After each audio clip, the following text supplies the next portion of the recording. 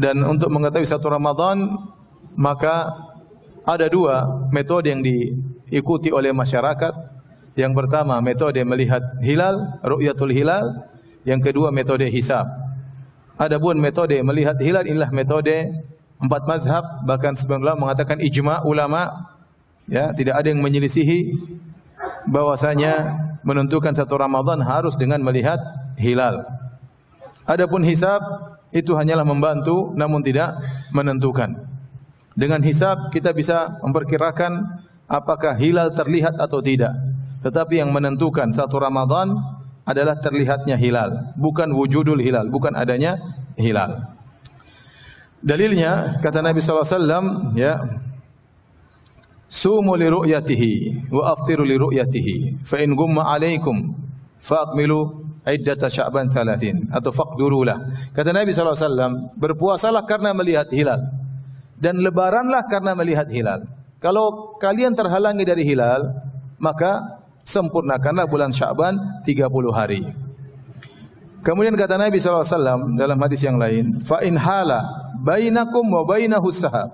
Kalau ada penghalang antara kalian dengan hilal, ada awan yang menghalangi, fa akmilu iddata Sya'ban 30, maka sempurnakanlah bulan Sya'ban 30 hari.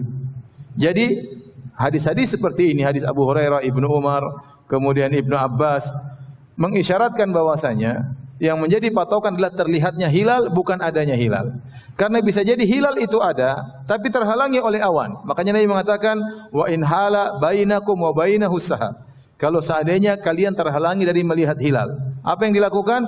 Maka lanjutkan bulan Sya'ban 30 hari. Berarti besok belum 1 Ramadan. Inilah metode yang ditempuh oleh 4 mazhab dan juga metode ditempuh oleh pemerintah kita, ya, sehingga kita tinggal menunggu kapan pengumuman 1 Ramadan. Saya gambarkan secara sederhana. Misalnya metode hisab. Dengan hisab kita bisa menentukan letak-letak matahari, posisi matahari, sehingga kita bisa menentukan waktu-waktu sholat. Demikian juga kita bisa menentukan posisi bulan. Tanggal sekian, posisi bulan di mana, dan bisa jadi hisab tersebut akurat. Memang ada khilaf di antara ahli hisab, tapi banyak hisab yang akurat. Tetapi metode hisab ini hanya menentukan posisi bulan, tidak menentukan terlihat atau tidak. Karena yang jadi patokan bukan adanya hilal, tetapi terlihat hilal atau tidak. Saya ulangi, yang menjadi patokan bukan adanya hilal, tetapi terlihat hilal atau tidak. Contoh, ya, kalau hilal ini misalnya ini adalah cakrawala. Jadi hilal kapan dilihat? Hilal dilihat tatkala matahari tenggelam. Begitu titik matahari tenggelam, orang akan melihat hilal. Nah, hilal itu kalau berada di atas cakrawala, misalnya kita di pinggir pantai, kemudian matahari tenggelam. Nah, kalau hilal tersebut 4 derajat di atas cakrawala, berarti hilalnya agak besar. Dan dia akan bertahan di cakrawala sekitar 4 kali 4 menit, sekitar 16 menit, dan dia akan tenggelam. Setelah matahari tenggelam, hilal juga akan tenggelam. Ya, tetapi dia berada di cakrawala agak lama kalau 4 derajat. Kalau dia 3 derajat berarti hilalnya semakin kecil, umurnya masih sangat muda dan dia hanya bertahan 12 menit kemudian dia tenggelam. Kalau hilalnya 2 derajat di atas cakrawala semakin pendek, semakin muda lagi, semakin tipis lagi dan dia hanya sekitar 8 menit di atas cakrawala kemudian tenggelam. Kalau 1 derajat dia sangat tipis sekali dan 4 menit langsung hilang. Oleh karenanya begitu matahari tenggelam orang berusaha lihat.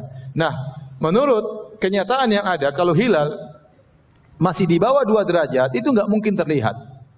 Kenapa tidak mungkin terlihat? Dia sangat tipis, sehingga dia masih kalah dengan sisa cahaya matahari yang tenggelam. Paham? Matahari tenggelam masih ada cahayanya kuning. Ini menutup hilal yang sangat tipis, yang cuma 2 derajat di atas apa? Cakrawala. Nah, kalau kita hitung dengan metode hisab, ternyata hilal umurnya baru 1 derajat, kemungkinan besar tidak terlihat. Tetapi kita tetap berusaha melihat. Tetap berusaha menjalankan sunnah, berusaha melihat. Ya, karena pernah terjadi kalau tidak salah di Yordania, sampai pemerintah mengumumkan berdasarkan hisab tidak mungkin terlihat. Tahu-tahu terlihat. Entah salah hisabnya, entah hilalnya terlebih terang, enggak tahu. Intinya, secara hisab, kalau hilal dihitung ternyata umurnya baru 2 derajat di atas cakrawala, maka ini sangat sulit untuk terlihat. Kenapa? Dia sangat tipis dan dia cuma di udara sebentar, di cakrawala sebentar, di langit sebentar, kemudian dia masih kalah dengan cahaya matahari yang apa? Yang masih kuat. Tapi kalau menurut perhitungan hilal 3 derajat, 4 derajat makin dilihat. Maka dilihat apakah terlihat atau tidak. Jadi saya katakan metode hisab hanya membantu tetapi tidak menentukan, karena yang menjadi patokan adalah terlihatnya hilal, bukan adanya hilal. Bisa jadi menurut hitungan hilal ada tapi enggak mungkin terlihat. Contoh, seorang menghitung hilal cuma 1 derajat di atas cakrawala. Ada enggak hilalnya? Secara hitungan? Secara hitungan ada atau tidak? Ada. Mungkin dilihat, enggak mungkin terlihat. Nah, terus kita puasa atau tidak? Tidak. Berarti yang jadi patokan bukan adanya hilal, tetapi terlihatnya apa? Hilal. Sebagian ormas menjamakkan antara dua metode ini. Mereka menggunakan hisab, tetapi kalau hilal berapa derajat baru kita puasa menurut hisab. Tapi yang benar bahwasanya metode yang benar adalah metode 4 mazhab adalah melihat hilal. Kalau hilal terlihat kita puasa besok, kalau hilal tidak terlihat maka kita tidak puasa. Dan kita punya kaidah al yakin la yazulu bisyak. Kita sekarang masih di bulan Sya'ban dengan penuh keyakinan. Dan kita tidak berpindah kepada bulan Ramadan kecuali ada keyakinan bahwasanya sudah masuk bulan Ramadan. Bagaimana? Dengan 2 keyakinan. Terlihat hilal berarti besok Ramadan, atau menyempurnakan Sya'ban 30 hari berarti besok Ramadan. Karena bulan tidak lebih dari 30 hari bulan Hijriah. Paham sampai di sini? Intinya tinggal tunggu pengumuman nanti ya. Pengumumannya tanggal 5 ya, 5 Mei ya, insyaallah 25 Sya'ban. Maka malamnya kita tinggal tunggu pengumuman apakah besok 1 Ramadan atau tidak.